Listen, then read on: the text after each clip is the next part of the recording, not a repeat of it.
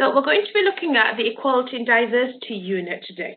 Now, the Equality and Diversity Unit actually has 3 learning outcomes.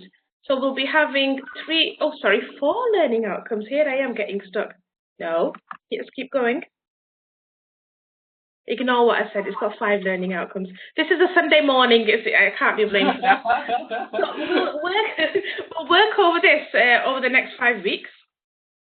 And the reason I'm splitting it up into learning outcome by learning outcome is just that it'll be able to fit into your life. What I always suggest is that if you do 1 learning outcome this week, go ahead for the full week, go and work on that little section.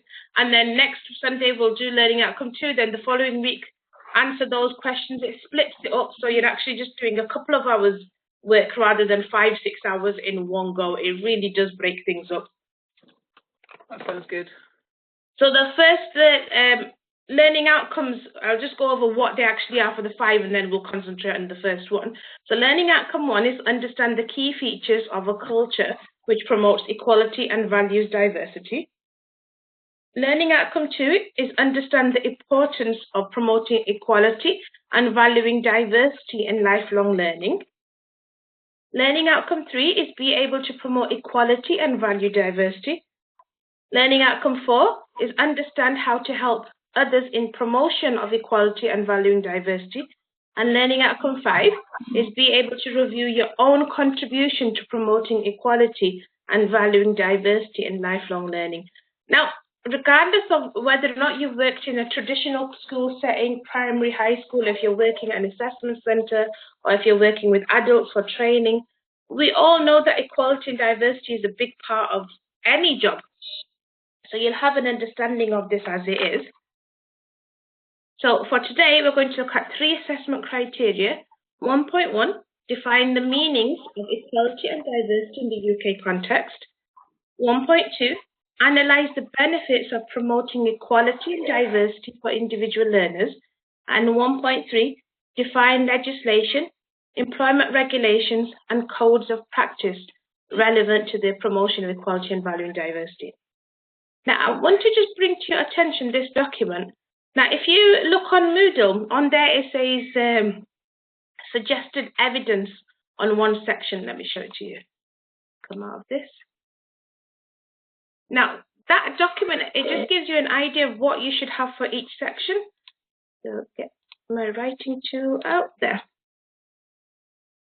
If you open this document here, suggested evidence, that is actually this here. So it looks like the cover sheet that you've got that is also there. But in this little section here, it just tells you exactly what you should be doing. So 1.1, reviewing legislations at your workplace. 1.2, if you've already done Unit 1, you can cross-refer some of this part and so on. So let's go into the PowerPoint.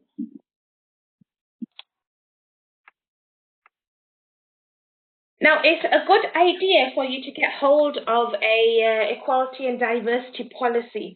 So if you're in a setting where you're teaching at the moment, then it's get hold of the equality and diversity policy within that setting.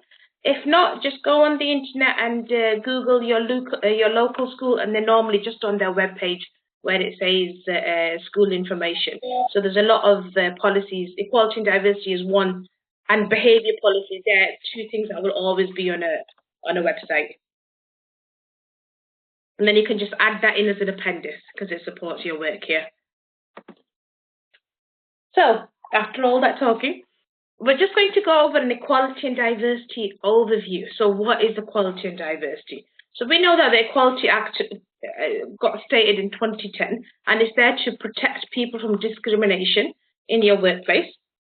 So it's replaced a previous anti-discrimination laws, but they didn't really cover every single situation. So this was brought into place to actually make sure that every situation that they can think of is covered and to make sure that people aren't getting unlawfully treated.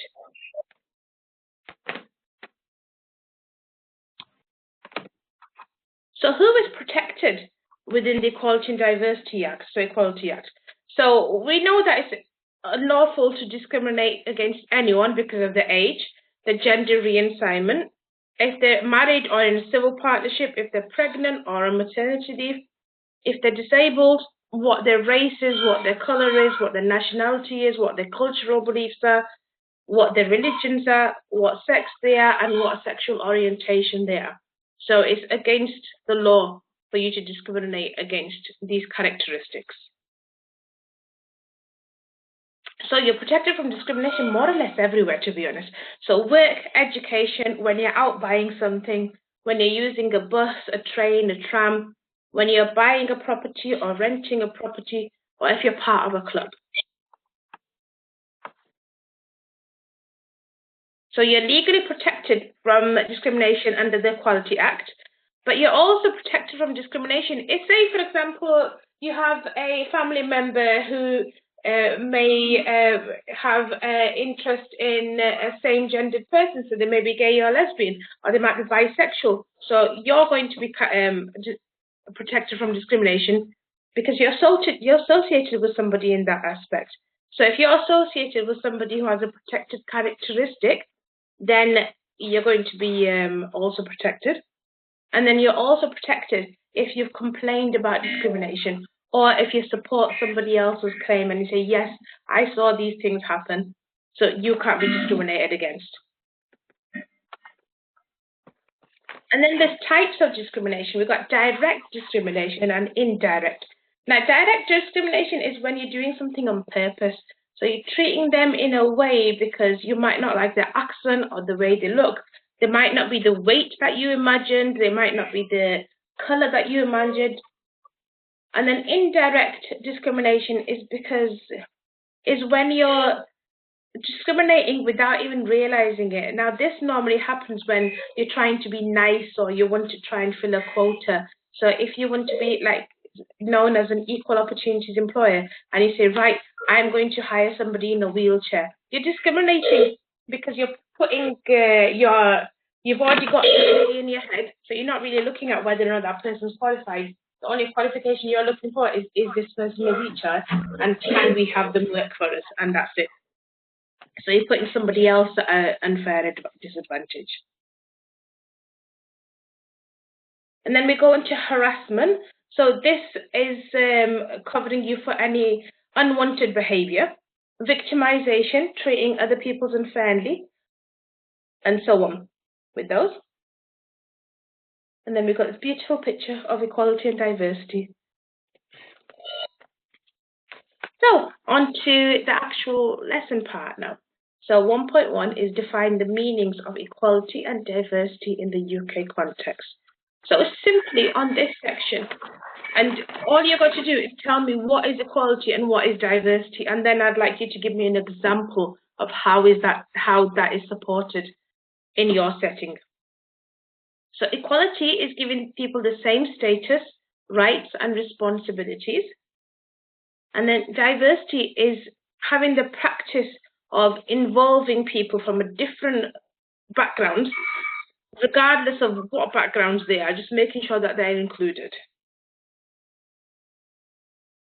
So in general, equality and diversity in the UK is to make sure that you're advocating equality and diversity as part of the Human Rights Act. Because we know that under the Human Rights Act, we've got a right to be treated fairly and respectfully and with dignity. And especially in healthcare, Natasha, you'll know where you go for the person-centered approach, where person-centered care is. You know that is a very big thing to have care and compassion within your treatments here.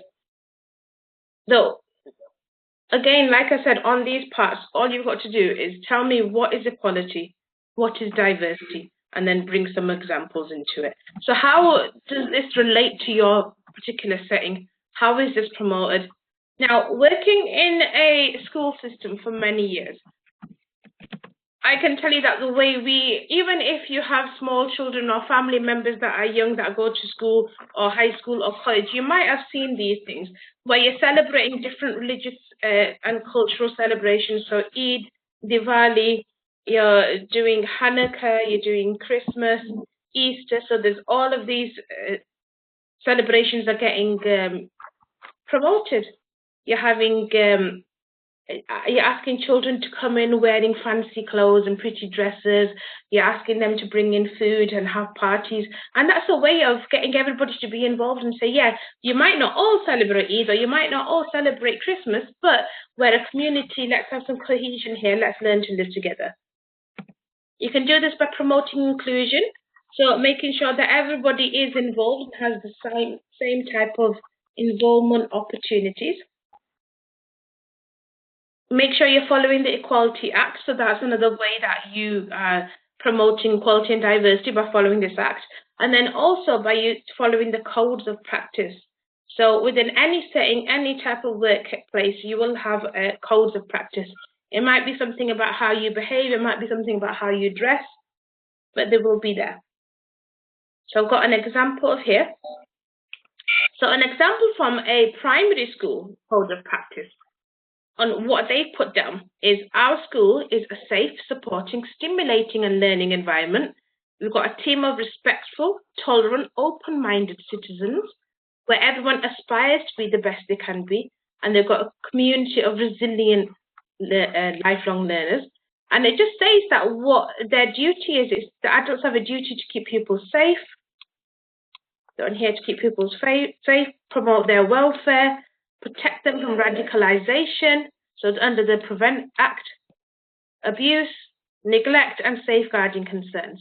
So these are just a few things that are under the code of practice that you can add and say that we follow the code of practice and ensure this, and this are done.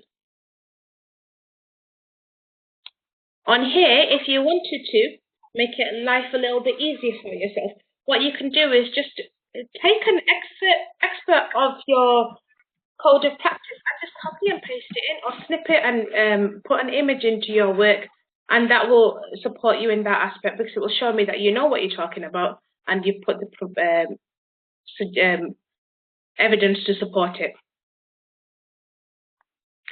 So that is 1.1. Has anybody got any questions for this section? Go on, sorry. Yeah, no, sorry. I couldn't take anything from my work setting because it's a very secure site. I'm not allowed to use anything because of the nature of the work we do. Go online. Yeah. And this is, I'll show you an example of what I did. Now, I used to work in this school here. Now, I just went on their website and I didn't go on the internet or anything. So these sort of policies are actually on the any school websites. So just go onto your local school that you know, go into and you'll have code of practice on there. Or even if I was to right now, type in codes of practice primary schools. If I could put in, or just write school. Yeah. And I'd get a whole list of things coming up now. There'll be over loads of different schools. Okay. And then, so just, it's not necessary that, because we know that there's data protection and there's a lot of sensitive things. So it's not necessary that you actually have to get the one from your area where you are. It's okay, you can get hold of it from somewhere else as well. Okay, thank you. Sorry, Natasha, did you have a question as well? Yeah, for some reason I've been locked out of my Outlook account, so I've got no visuals now. I'm only hearing your voice. So how many words would you suggest for that section? Well, in this section, do a paragraph. To be honest, it'll probably be a small paragraph. One paragraph, so 7-8 lines, just explaining what is equality and diversity, and then do one more paragraph just saying how you do this in your work setting, because you're working with trainees at the moment. So just say, how do you promote equality and diversity when you're working? What do you Sure, not a problem. Yeah. Yeah. So for the whole unit, what sort of words count are you looking for? Well, there's no fixed word count on this, actually. Oh, okay. But I would say for the whole thing, because there's 5 learning outcomes, you're probably looking at a minimum of about 10 to 12 pages. You might even get a little bit more out of that. But as we go along, some will be a little bit simpler, like define questions. They don't have to be too detailed. But a question where it goes into an analysis, you need to have a lot more detail into that. Absolutely. Yeah, no problem. Thanks.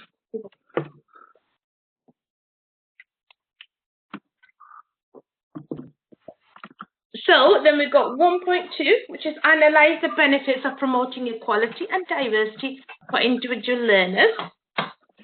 So when we're actually within any sort of training establishment, it doesn't matter. I've worked with children, I've worked with parents of children, I've worked with high schoolers, which is a difficult job.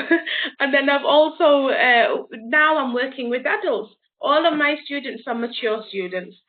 They're all 20 and above and all that. And now even within that, it doesn't mean that you forget how to promote equality and diversity. Everybody has different needs regardless of what their age is. So don't worry if I ever say primary school or high school or adult. It really can be incorporated to exactly what you're doing and who you're working with. Because we know that it's something that is important and something that we need to do on a daily basis anyway. So when we're looking at promoting equality and diversity for individual learners, we need to look at how this can be done. So when I went to school, I remember my school, because we have we live in a very big community with a lot of Asian children, so Muslim, Indian children over here. My school itself, my own high school, actually incorporated religious wear in there. So I could go in wearing a trouser and a shirt for uniform, or I could go in wearing the traditional shalwar kameez where you've got the long shirt and the trousers to match with it. So as long as they were in the school colours. They even said you could wear a headscarf. There's schools that for PE would like girls to wear shorts, but because of religious reasons, some children don't want to be showing their legs. So they've incorporated that they can wear leggings. You know, so you can incorporate religious wear and also cover the aspect of your cultural beliefs as well through your dress.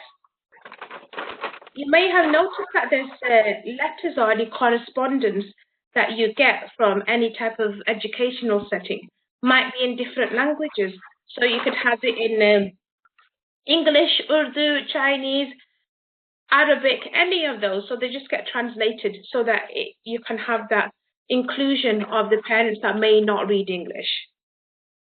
And a lot of places that I've worked at, you've got prayer rooms. You've got translators, so somebody, even if it's just members of staff translating for parents or students or helping each other out. Specialist equipment, so any type of resources that you might need for catering for different needs. Now this can be simple as you setting the tone of your lessons for somebody who might go to have ADHD, or it might even be something like if somebody has dyslexia, you might want to put certain coloured pieces of paper in front of them, put their handouts and their work on yellow paper so they can actually see it and, you know, be able to read it a lot easier. Left-handed scissors, low-level tables, ramps, so any of these type of things. And now, because of COVID, another big one that has happened, it happened earlier as well, but it's become a lot bigger now. One-to-one intervention sessions, where you know that there's staff and learners are doing one-to-one lessons where they're actually just focusing on any areas that need to be developed.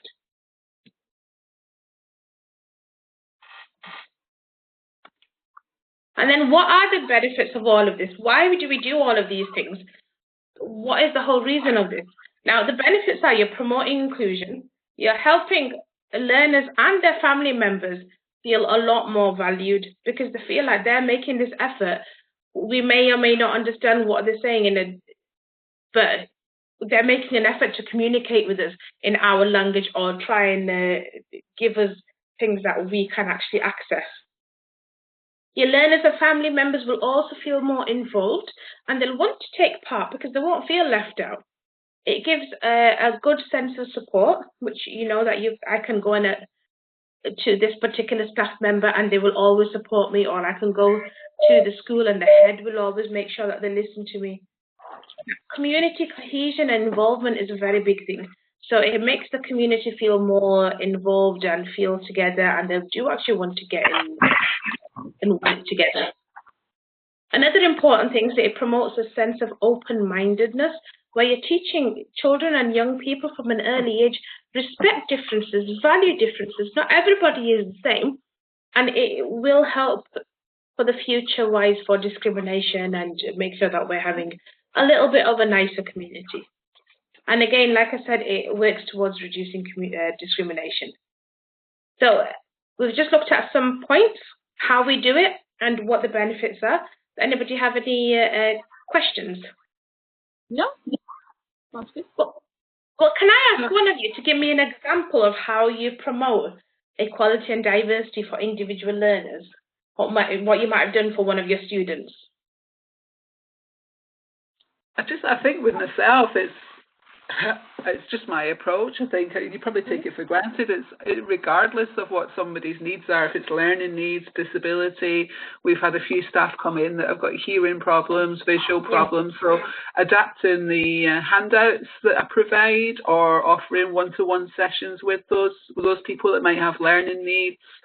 Making sure that when I'm doing case studies about clients, that it's not just all from one, middle-class white person. It's you're using case studies from different ethnic backgrounds. So that an example would be epilepsy, how that culturally impacts somebody as well as physically impacts them.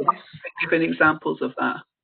That's fantastic. Well done, Tasha. That's a really good example. And then again, you can do that on here as well. So when you're answering 1.2, I want you to tell me, first just go through some of these points, why it's important to value the differences in colleagues and in learners, and then tell me what the benefits are, and then include an example. So you'll notice on all of these, we're promoting you to use examples because it really just hones it in.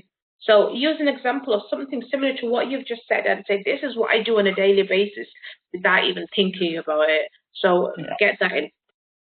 So this section probably around about 2 to 3 paragraphs long, because your example in itself will be a lot longer. So you'll probably have a paragraph just going through what the differences are and how you do this, how you promote these. And then in the same paragraph, you might have what the benefits are, and then have a very nice detailed example of how you do this. So on to 1.3, the last little section for this.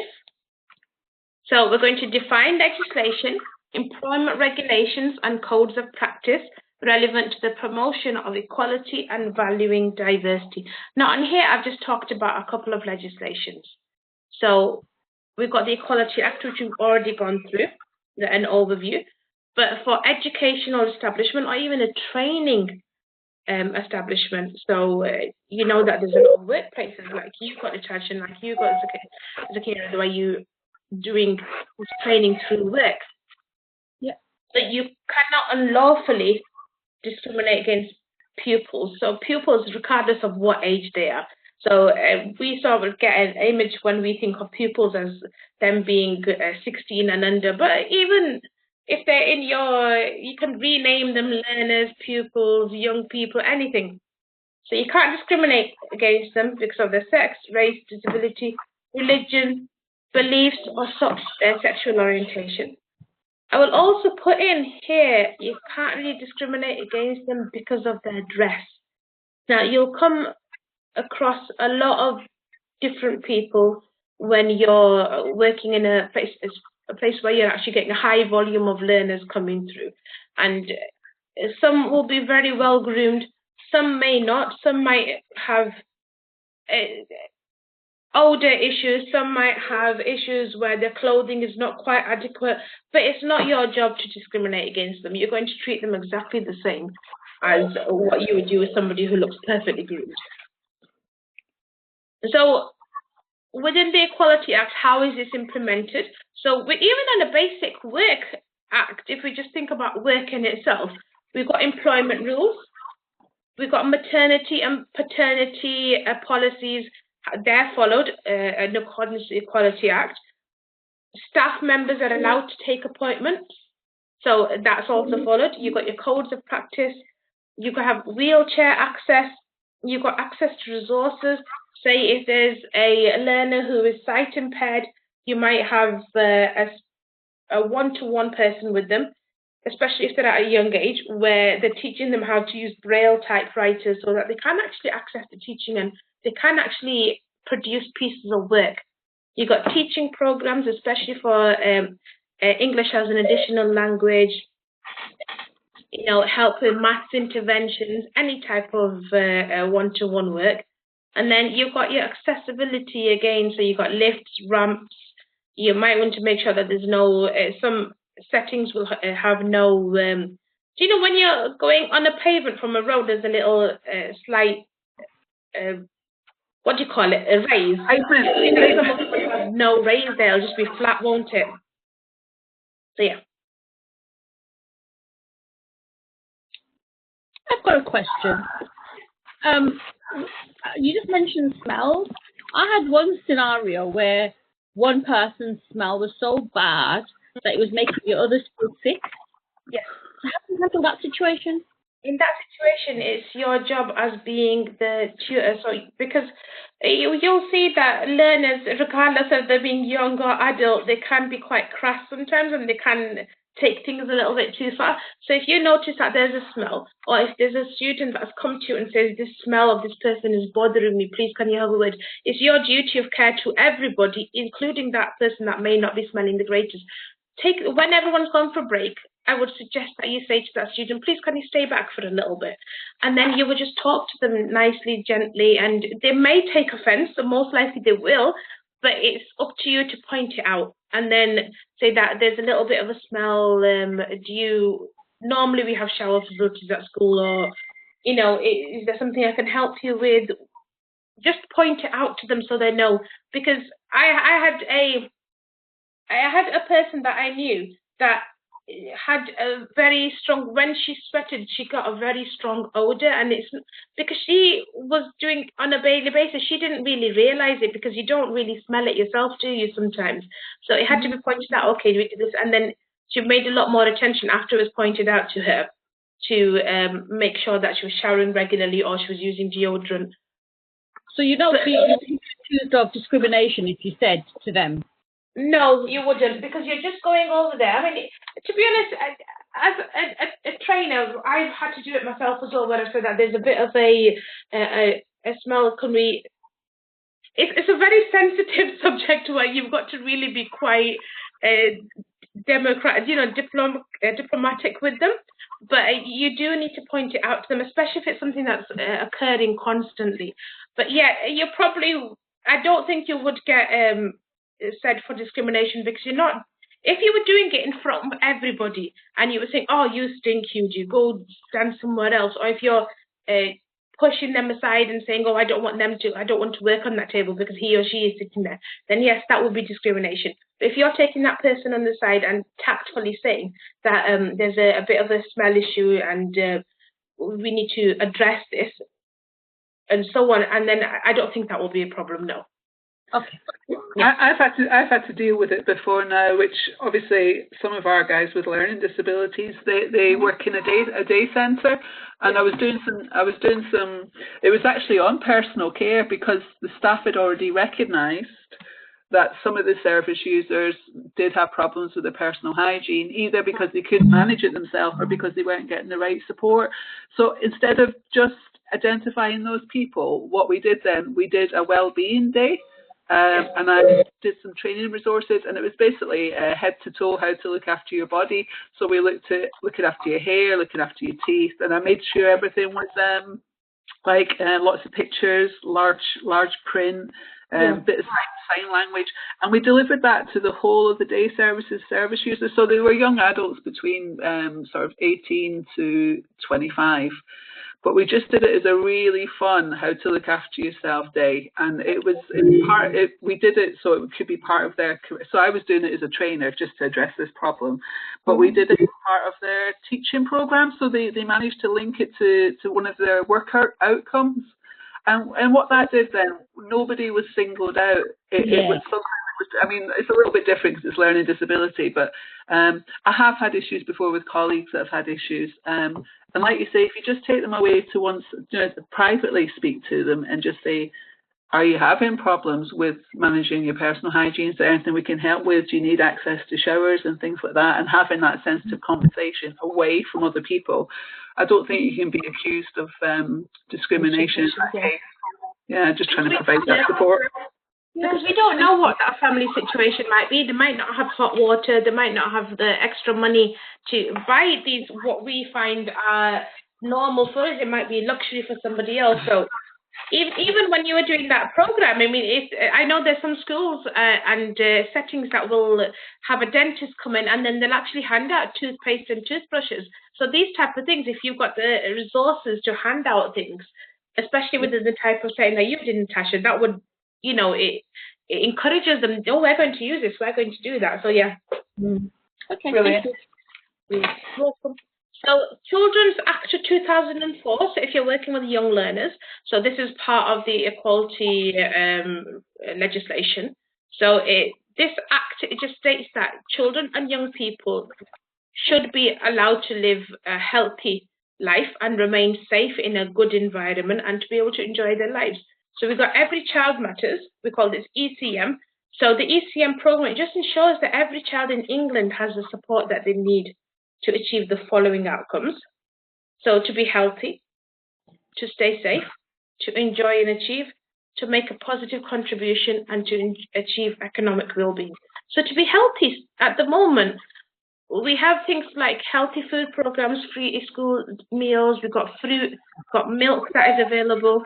Staying safe is how you would monitor the access of the people coming into the establishment, having DBS checks, making sure that everybody's got a lanyard on to identify them so that you can pull up someone and say, excuse me, who are you, if they're not wearing one.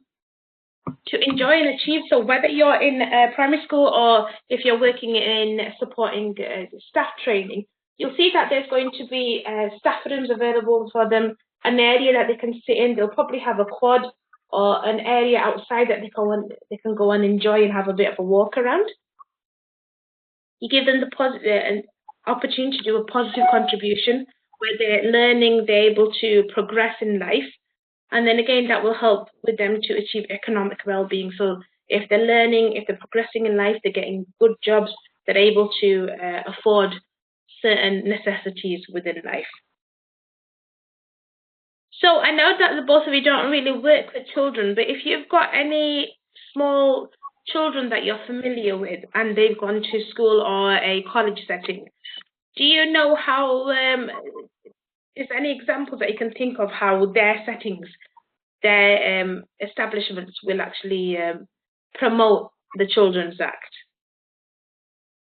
A lot of the things that you've just said there, really, like you say, making sure they're secure, they're safe. Well, my daughter's just had new gates fitted to her school to sort of limit the, you know, so they can see more clearly who's coming in and out of the building. So that'd be an example of promoting safety, I guess. Yeah. 100%, yeah. And again, the free school meals from reception till year 2. And I know that they've been thinking of expanding that up until year 6 now as well, but it's not come about yet. And then also they're doing what did I see yesterday from the educational department? It was, they're going to start introducing hot breakfast for every child so that every child will have a good start to the day. So there's little things that are happening. Yeah? Yeah. So again, healthy school meals, free school meals, restricted access. So you have to have a 4-button access card to get in and out. And even with these access cards, they're restricted. Now, I used to run the breakfast club when I was working in a school. So I had access, my particular access card would give me access to internal and external doors. But then there'd be staff members that could only get access to internal doors. So even that is restricted in itself. You've got your visitors that actually do come in, they're monitored, they're asked to wear a sticker, they're asked to sign in, they're asked to sign out, and normally there'll be a staff member escorting them to places. Then you've got activities like breakfast clubs, after-school clubs, sports activities, and then you have safe play areas with safe equipment. So if you think of, say, a playground for a year 1 child, well, they'd have tire swings and soft floors compared to an area that high schoolers might use. There'll be a big difference between them, won't there? depending on the ages for those. Yeah. I mean, it's quite similar with me in a way, because I work with vulnerable adults. So what I'll do is I think pull out a piece of legislation around vulnerable adults. So we have our security policy on site, and also no mobile phone policy, so that, you know, people can take photographs. So that might be an example that I'll probably look at. Yeah. I mean, I know that there's a lot of schools that have implemented that as well now. What they've done is they had a lot of issues of online bullying, upskirting, and just children walking around with phones and so on. So what a lot of high schools and colleges have actually said, within the buildings that you're in, you cannot use your phone. It should be on silent. It should be in your pocket. You shouldn't even take it out. So that when you go out, you're okay. But in the building, if you have it in your hands, we'll take it off you. So I quite agree with that, because it was not completely stopped online bullying, but it has reduced it a lot. Yeah, yeah. Unfortunately, my daughter's going through that at the moment, so it's not the best. No, it isn't. I know exactly. It's one of the most... children can be so mean. It's ridiculous about how mean they can be without even realising it. They can just get one person and pick on them relentlessly. So it's something that, as long as you're advocating for her and you're keeping... What I know is you have to keep on top of the school. That's how you're going to sort it out. Unfortunately, because they all have Facebook and all these other sites now, the bullying happens outside school. I think when we were kids, you know, if you got bullied at school, it was, you know, you'd still have to be able to go home and play with your friends on the street and have a break from it. Whereas now it's relentless with kids, because it is, you know, Facebook and all these other things that are not getting involved in, not getting invited into chats and stuff. So there's a limit to what the schools can do, but I totally understand what you mean about having a policy in place. Exactly.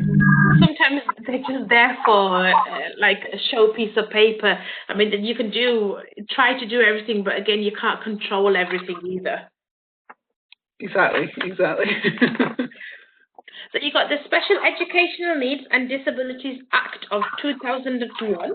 So this act is known as SENDA, and it's the Act of the Parliament.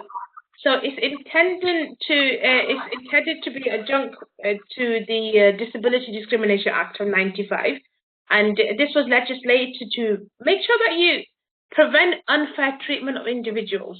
So I know on personal experience, when you've gone out, you might have an individual who might have special needs, who might have autism, who might be in a wheelchair, who might be sight or hearing impaired. Sometimes public can be mean because they don't understand things. So in a way, having this Educational Needs Act in place, and so that we can actually treat our youngsters how to be more tolerant and to be more patient, is a good thing. So this legislation was actually deemed necessary because the previous act didn't encompass educational organisations. Now, I've had parents, I've worked very closely with my community in my time as being an educator here. I'm still within the same area and I still see the same people. Now, I used to do a lot of translating for parents that would come in. Say, we have a lot of parents that come from Italy and Spain. And I remember one situation where there was a young girl who was going to be coming to the setting that I was working in. She had a lot of extra needs. She was in a wheelchair. She had blister care, if you know, Natasha, where Zakira, is where you have blisters forming on your body, which they're not contagious, but they're not the prettiest to look at. Yeah. So she didn't speak English, so neither did the parents, which is why I was within that meeting with them at that time. Now, I remember them talking to me about a school that just around the corner from me, actually, and they're saying that they went there and the school turned them away and said, we're not the right fit for you, we can't help you, we don't even understand each other, and we don't have accessibility. Although that school was more accessible than the setting that I was working in, because it was all on one level. It's just that they didn't want the hassle of having to accommodate for that family. So discrimination, it 100% is, and it wasn't the first time that I'd heard that. I'd heard a lot of issues from that particular school, and hopefully, fingers crossed, things have changed now. But even sometimes you do get that type of, which is why this is very important that this actually comes about, that this is that we've got this act in place so that you can't unfairly discriminate just because you don't want to have that hassle or that difficulty of trying to find a staff member or trying to accommodate. Still there? Oh, I'm still here, yes. So how do we implement this? Now, in a one-to-one environment, you'll have those wonderful specialist schools. Like I've got a fantastic ones near me. I've got Campbellville Park, which is a specialist school. I've got Northridge High School, which is for the older students, and they've got a sixth form college there. There's another one that just opened up after, I don't know its name actually, but it's just opened up around the corner from me, which is acting as a sixth form for children with additional needs. Now, you've got all of those wonderful schools there, and then you've got mainstream schools, which will have students with learning requirements there as well. So within all of these, you implement this by having one-to-one care. So you might have a teaching assistant that's doing one-to-one with a particular student. You'll have a lot of support staff.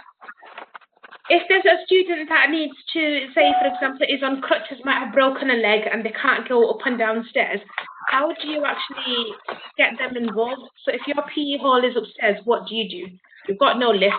How can you get them involved? So what I would do is I'd adapt and take them out into the playground instead and make sure that the student can actually, be incorporated and do simple activities without having to run around too much. So I know someone was about to say something. What would you do in this situation? I was just going to say exactly the same thing. Go outside. Exactly, yeah. It's just more common sense, isn't it? Than trying to say, oh, we can't take it. You've got to. And I've seen it happen way too often. Is where somebody might have hurt themselves, they can't physically move around, and my children's primary school is no lifts. It's a very old building. They've got stairs leading up and down.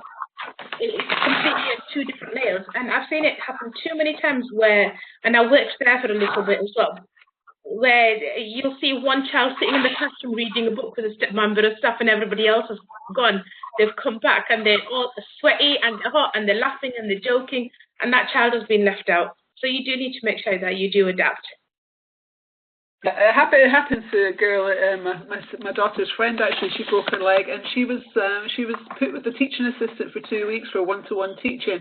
Now they've actually got a massive hall on the ground floor, and I can't see any reason why they couldn't have swapped the classes into that large hall. So it just seems sometimes you've got to think a little bit outside the box to come to good solutions. And if you just carry on doing the same thing every time, it does discriminate. So. I mean, if we were using that hall for lunch, you'd understand. But then you could say there might be another classroom that might be able to accommodate and go upstairs. And the kids would have loved it, would have loved having a different area. But having one child excluded for 2 weeks from their class, they're already, in pain. They're already upset. There's no point in doing things like that. It's just common sense seems to disappear half the time. But I think if nobody's ever challenged your way of thinking before, you don't think outside the box. And I really think as well, obviously because I work in care, but it's not until you have support needs that you realise how important it is to put them in place for people to let them be included, And if you go through something yourself, then it doesn't bring it to the light, does it? Absolutely. Now, we've got intervention sessions which do support, especially now that we've seen that COVID has come and we're going through it now where there's a lot of changes happening in schools. Now, even up until recently, what I've seen is that there's a lot of children that have regressed. So there was an example of a young lad that I taught in year 1, and he was doing fantastic work. In the middle of year 1, we all went into COVID, we all went off. When he came back into year 2, he completely regressed. All the big steps that he'd taken, all the reading that he'd learned, he didn't have the greatest support system at home. So he spent those 6-7 months doing nothing, basically. So when he came back into school, it just gone right back to step 1, where you're having to work very hard with him. So again, intervention sessions and one-to-one work was fantastic for him because it really didn't bring him right back into where he was, but it brought progress within him. So these sessions, I always say that they're fantastic if you've got the staff to be able to do them. And now, shower rooms and changing facilities. There was a young lad that whose nappy. He had learning requirements, and there was a few requirements where he hadn't really actually learned how to use the toilet yet. He was quite young, reception year 1 age, and there was about 2 members of staff, myself and another member, and we'd go and we'd change his nappy and we'd get him all set and clean, make sure that it was nice and that he wasn't feeling uncomfortable. He wasn't getting rashes because he wasn't constantly, sitting wet or dirty. And also another thing we did was we made sure it was the same 2 members of staff that did it daily, so that he wasn't having a new face coming in, because you've got to think it's about them personally. They may not be able to converse with you, they may not be able to interact with you in the way you think, say, another child would. But that doesn't mean that they're not going to feel uncomfortable having a complete stranger come up, put them on a bed, pull their trousers down and start changing a nappy. So you've got to think about these type of things as well. So continuity of care within that. So that was 1.3. So in total, we've looked at an overview of the Equality Act. We looked at what equality and diversity is. We looked at the benefits of promoting equality and diversity for individual learners.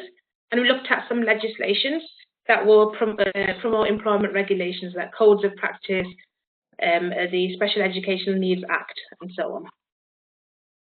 I will stop the recording.